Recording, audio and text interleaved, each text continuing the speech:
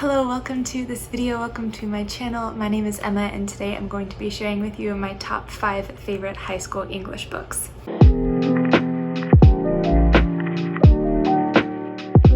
First, I just want to go ahead and apologize for any background noise. The air conditioning is running in the dorm that I'm in, that I live in, and I have no control over it. The thermostat is downstairs and we're not supposed to touch it, so I'm not going to, but just apologies for the noise. Secondly, I think this is going to be a new series on my channel. I like the idea of having quick little top 5 videos, maybe once a week, once every couple of weeks, to talk about like my top 5 favorite English books, like today's video, or my top 5 least favorite high school English books. That's another one I'm planning to do, and talk about different genres, different times of life, different topics like art or movies or things like that. I think you can tell a lot about someone intuitively by the books that they were forced to read and how they felt about those books. And so that's why I think it's really interesting to ask people, like, what was your favorite book that you had to read for high school English, or what book did you hate the most in high school English? Because high school English is a weird time for readers.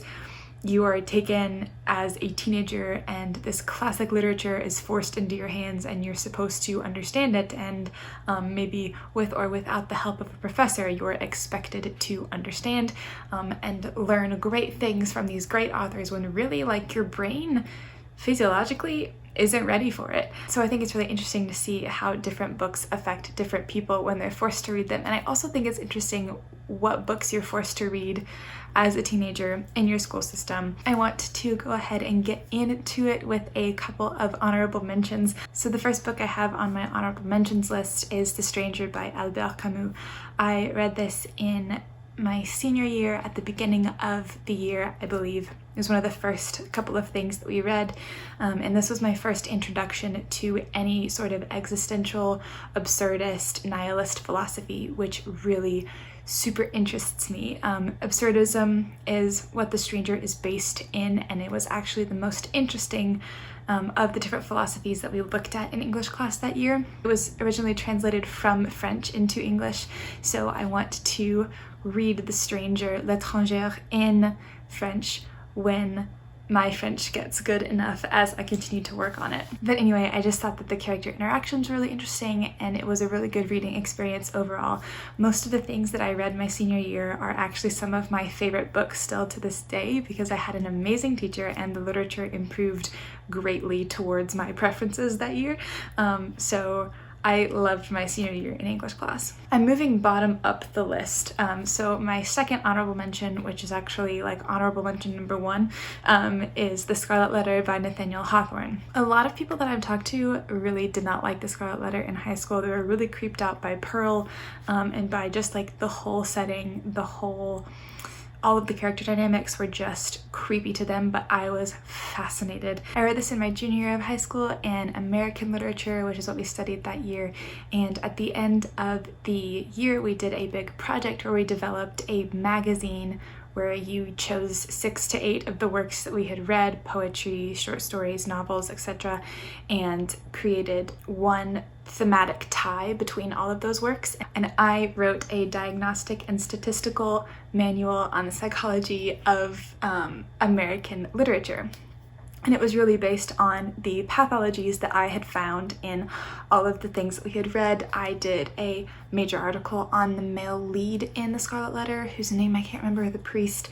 I did an interview with J. Alfred Prufrock from his poem that he stars in, The Love Song of J. Alfred Prufrock, and I wondered to this day why I didn't know at that moment that I should be a psychology major. But anyway, I really liked The Scarlet Letter. I liked all the characters and the dynamics were really interesting to me, and I was fascinated by the setting as well and how the characters, especially the male and female dynamics, progressed throughout the novel. So I'm going to move from 5 to 4 to 3 to 2 to 1 in terms of my favorite books from high school. Those are my honorable mentions. My 5th favorite book from high school was Pride and Prejudice by Jane Austen. I read this in the 9th grade. We spent basically the entire spring semester reading Pride and Prejudice because it was a big book and we were 13, so we were taking our time. This list is mainly based on how invested I was in the book at the time. So now, as more of an Austenite at 20, I would probably rate Pride and Prejudice higher based on my feelings toward it now, but looking at my feelings towards it in the past, I have put it at number 5. Loved it, adored it, and now I'm an Austenite. The 4th book on my list is The Handmaid's Tale by Margaret Atwood. I read this in my senior year as well. We talked a lot about social issues. This was our philosophical sort of introduction to feminism. I think they were trying to expose us to as many ideologies as they could before we hit college, and help us get a well-rounded comprehensive view of those ideologies through literature. And so The Handmaid's Tale was pretty much our work of feminism that we talked about. One of my favorite facts about The Handmaid's Tale is that everything that Margaret Atwood put in that book that is horrifying, everything that she used to construct the government and the social order in Gilead, is something that has happened to real people at some point in history. She made up absolutely nothing in that book, which means if it's happened before, it can happen again. The 3rd book on my list is The Catcher in the Rye by J.D. Salinger. So this one has a little bit of a deeper meaning to me, and the reason behind why I love it so much. I also read this in my senior year, and I have heard now that some people have issues with Holden's treatment of women in the novel, which I completely understand, but at the time when I read this, I had recently been diagnosed with depression and depersonalization, and so to read a book about a boy who is depressed made me feel so seen. And so Catcher in the Rye had a huge impact on me for that very reason. Now, the last 2 books on my list I actually have in person with me here in college because I love them too much to leave them behind. The 2nd book on my list is sort of a cheating moment. It's Le Petit Prince by Antoine de Saint-Exupéry. I read this in French class, which is kind of breaking the rules of this video being about high school English, but it's my video and I make the rules. So we're gonna talk about Le Petit Prince. I read this in French in my junior year. I stopped French after my junior year. Senior year, I had to move to AP and I just was not feeling like doing that.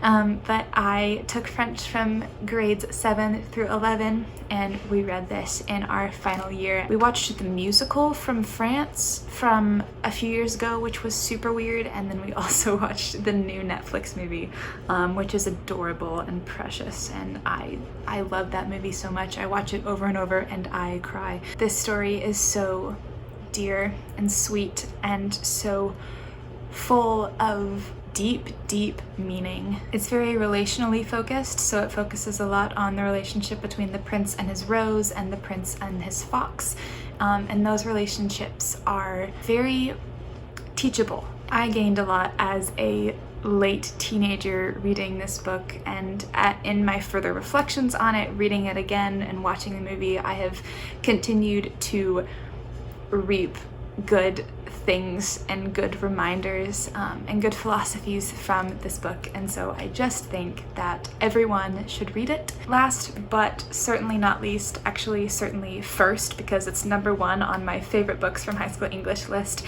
is a book that I'm sure if you've seen a video on my channel before you can guess, or if you know me in person you can guess. It's A Tale of Two Cities by Charles Dickens. I just finished reading my 2nd Dickens book in my reading repertoire, which was Great Expectations, and I just keep falling more in love with Charles Dickens. We read this in the 2nd semester of 10th grade, and I just have such fond memories of talking about this book in class. My best friend in late high school and I bonded over this book. I decided to take a leap and sit with her when we started 10th grade English because I thought she was cool and I knew she was a reader, and so I thought that through books maybe I could become her friend, and I did, and she's great. Hi Claire. If you're watching, I don't know if you're watching this, you're a busy lady. There is something in this story that captures my heart so deeply and so fully that I don't know that I'll ever be able to fully describe it. Every character in this book, from Darnay to Doctor to Lucy to Sydney Carton, of course, to, I'm sorry, what are their names? To all of the side characters, the couple who run the wine shop and also the underground rebellion, everyone in this book has a moral to tell. Everyone in this book has a way that they will impact you during their time in your life and in your head. And the ending shows the very best of humanity. I like to think that humanity is good and capable of good at its very core, and that's what this book shows, not on every page, but in the end shows that humans are capable of sacrifice. We are capable of doing good things for people, not only people that we love, but people who we don't know, but we know that we have duty to. And this just...